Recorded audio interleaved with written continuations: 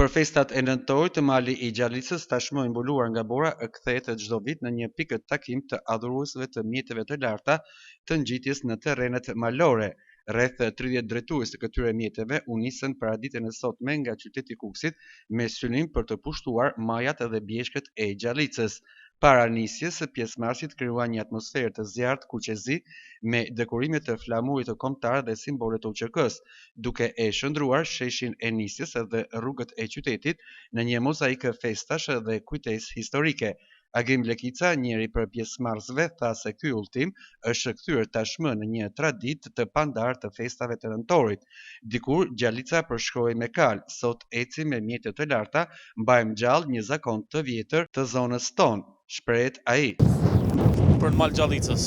Pse? Arsye? Për festën 28-29 nëntorit. Do në festu atje në Gjallicë? Po, do e festojmë atje të kallë. Sa makinat shumë? Jena 20-30 gjipa. Kanë orë këtë shumë për Anglia.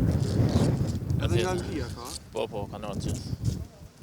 Shkoni shpesh Gjallica? Shkojmë çdo diele kur kena kohë të mbledh gjithë shumë. Dalim këtë me gjipa. Me festrada me kalu kohën pak. Në këtë ditë shënume çfarë uroni? Ju uroj të gjithë shqiptarëve gëzuar 28-29 nëntorin, edhe këto jene këto edhe ata që s'janë këto. Po me zemër janë kretë këto. Po me gjipa se kuaj s'kena, se atëherë kanë pas dalë me kuaj të vjetrit, po tash na kena gjipa, kena përparu.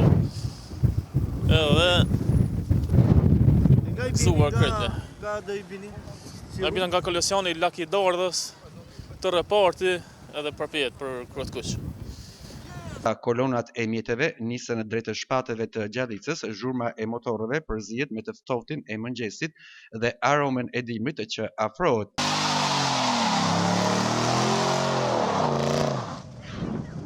Nga Kuksi, rrim Tiranë. Kena arë për Tirane, me shok. Mu mbledh, të kena mbledh me gjipa kena organizu. Me përmëvu bjesht e Kuksit, e pse jem me festu edhe festën e flamurit. Uroj gjithë shqiptarëve, gëzuar festën e flamurit.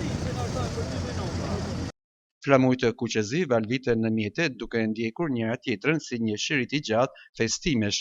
Organizatorët thanë se çdo vit numri I pjesëmarrësve rritet duke e kthyer Gjallicën në një destinacion simbolik për ata që kërkojnë të festojnë në mënyrë ndryshe mes natyrës së egër dhe borës, ashtu si dikur kur të parët e tyre udhtonin me kal për të lidhur bjeshkën me jetën.